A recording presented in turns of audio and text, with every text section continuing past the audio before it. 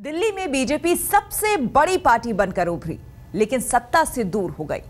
वो कसक अभी भी मोदी के दिल में है। दूसरी बात ये कि अरविंद केजरीवाल मोदी को चुनौती देने बनारस तक पहुंच गए थे। मोदी का पूरा हिसाब तो तभी बराबर होगा जब दिल्ली में भी बनेगी बीजेपी सरकार। अच्छे दिन आने वाले हैं, किसी के आए जी अच्छे दिन। जो देश चाहता है वही दिल्ली चाहता है। दिल्ली का चुनाव प्रतिष्ठा और वजूद की लड़ाई है। इस चुनाव में नरेंद्र मोदी की अजय प्रतिष्ठा दांव पर लगी है तो आम आदमी पार्टी का वजूद। ये वही दिल्ली है जहां से केजरीवाल ने अपनी ऐतिहासिक सफल राजनीति की पारी शुरू की थी। इस दिल्ली में नरेंद्र मोदी का मुकाबला अरविंद केजरीवाल से है। बनारस में तो अरविंद केजरीवाल को नरेंद्र मोदी ने आसानी से मात दे दी थी, लेकिन अब अरविंद केजरीवाल के गढ़ में उन्हें पटखनी देने की चुनौती नरेंद्र मोदी के सामने खड़ी है। अरविंद केजरीवाल भी मोदी की विराट छवि से टक्कर लेने के लिए पूरी तैयारी के साथ मैदान में डटे हैं। दिल्ली बीजेपी एक डूबते हुए जहाज की तरह है जिसका कोई कप्तान नहीं है। बीजेपी के पास दिल्ली में लीडर नहीं है, बीजेपी के पास दिल्ली में कोई एजेंडा नहीं है, केवल गाली गलौज पे चुनाव लड़ रहे हैं। ये लड़ाई केजरीवाल के गढ़ में हो रही है। ये वो दिल्ली है जहां अरविंद केजरीवाल के समर्थक बड़ी तादाद में हैं, लेकिन मोदी भी अपने ही अंदाज में केजरीवाल को टक्कर देने उतरे हैं। जिसकी जिसमें मास्टरी हो वो ही काम उनको देना चाहिए। मुझे बताइए, जिसको गाड़ी चलाना आता है उसको खाना पकाना दे सकते हैं क्या? दे सकते हैं क्या? गाड़ी चलाने वाले को गाड़ी का काम दिया तो अच्छा करेगा ना। इसलिए जिनको फुटपाथ पर बैठ करके रास्ते रोकने में अच्छा ही मास्टरी है, धरने करने की मास्टरी है, आए दिन आंदोलन करने की मास्टरी है, उनको वो काम दीजिए। हमारी मास्टरी अच्छी सरकार चलाने में है, हमें वो काम दीजिए। लोकसभा चुनाव से लेकर अब तक मोदी अरविंद केजरीवाल पर चुप रहे। अब दिल्ली के दंगल में केजरीवाल के शब्दों से ही उन पर हमला कर रहे हैं। लेकिन प्रधान सेवक की हर बात का जवाब देने के लिए केजरीवाल कमर कसे बैठे हैं। इसमें सारे काउंसलरों ने कहा था ये केजरीवाल ने 49 दिन में रिश्वतखोरी कम कर दी थी, हम नहीं कर पा रहे। तो इसके दो ही निष्कर्ष निकल सकते हैं जी। एक तो ये कि या तो इनको करना नहीं आ रहा, रिश्वतखोरी कम नहीं करनी आ रही इन लोगों को। ये कह रहे हैं ना गवर्नेंस आती है, गवर्नेंस आती है, गवर्नेंस भी नहीं आ रही। धरना भी नहीं करना आता, गवर्नेंस भी नहीं आती। हमको धरना भी करना आता, हमको गवर्नेंस भी आती है।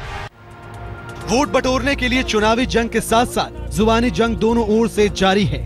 आम आदमी पार्टी ने मोदी सरकार के फैसलों पर उंगली उठाई तो डैमेज कंट्रोल के लिए मोदी ने रामलीला मैदान के मंच का इस्तेमाल किया। दिल्ली में बहुत बड़ी झूठ की फैक्ट्री चलती है। अभी अमित भाई बता रहे थे कि कुछ लोग झूठ में ऐसे माहिर हैं कि उनको हम कभी पराजित नहीं कर सकते। भाइयों बहनों, जो झूठ बोलते हैं उनको जनता ही पराजित कर देती है। हमें उसके लिए समय बर्बाद करने की जरूरत नहीं होती है। 15 साल तक दिल्ली पर राज कर चुकी कांग्रेस इस चुनाव में किनारे खड़ी तमाशबीन पार्टी से लगती है। लड़ाई में है तो केवल दो, आम आदमी पार्टी और बीजेपी। नरेंद्र मोदी की अपराजित नेता की छवि और केजरीवाल की जुझारूपन छवि की टक्कर दिल्ली के दंगल में हो रही है।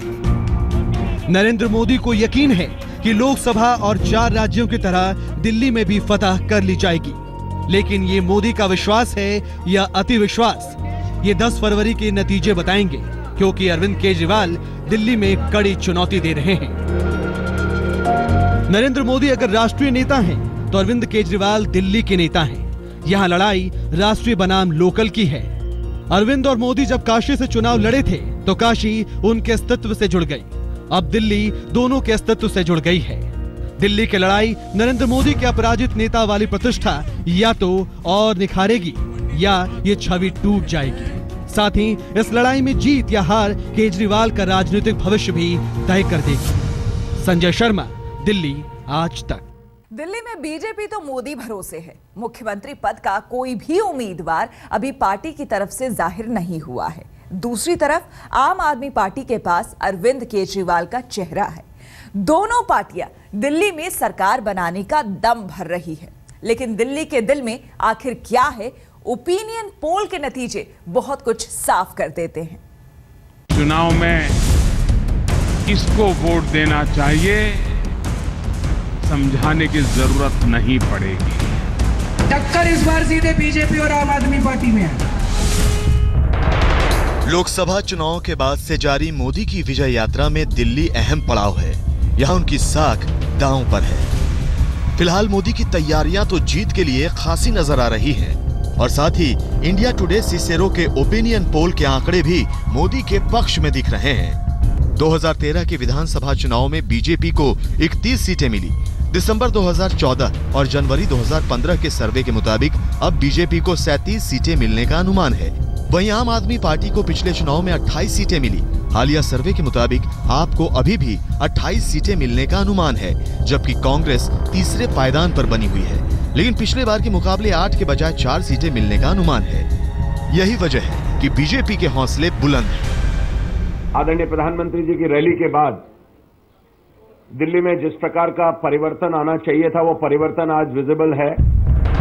इन आंकड़ों को भले ही मोदी मैजिक मान लीजिए कि बीजेपी की सीटें और वोट प्रतिशत के अनुमान में उछाल आया है, लेकिन अगला आंकड़ा देखिए कि दिल्ली कैसे केजरीवाल पर फिदा है।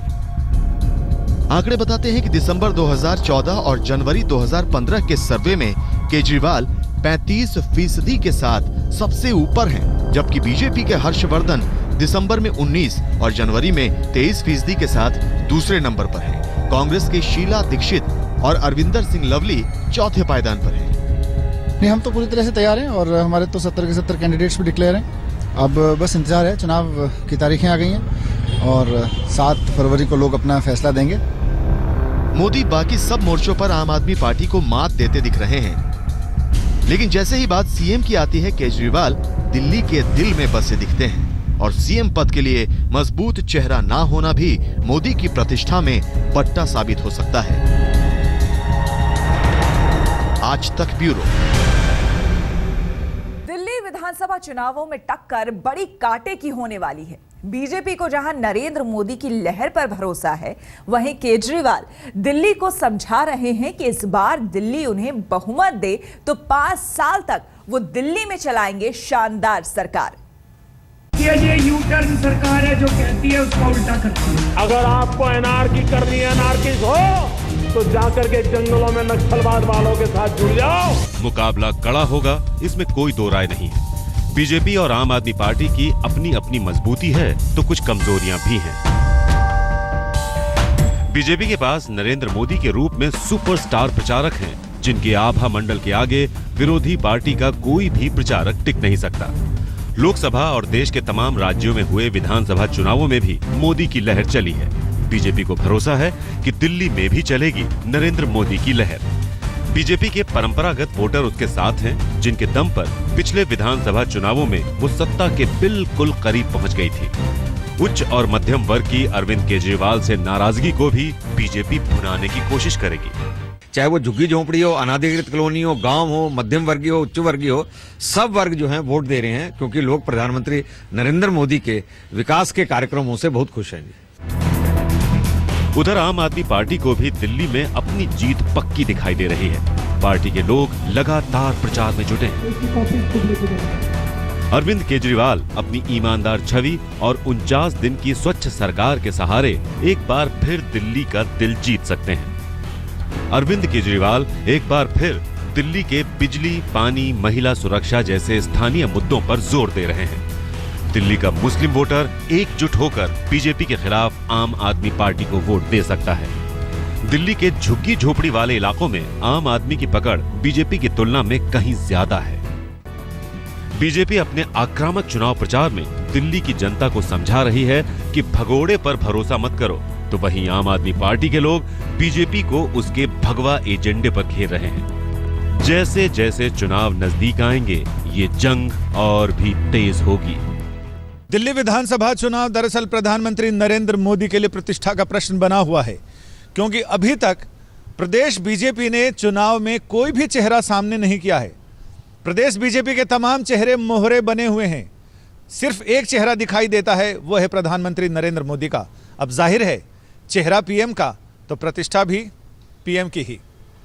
कैमरामैन विनोद शिकारपुरी के साथ संजय शर्मा, दिल्ली आज तक। हमारी इस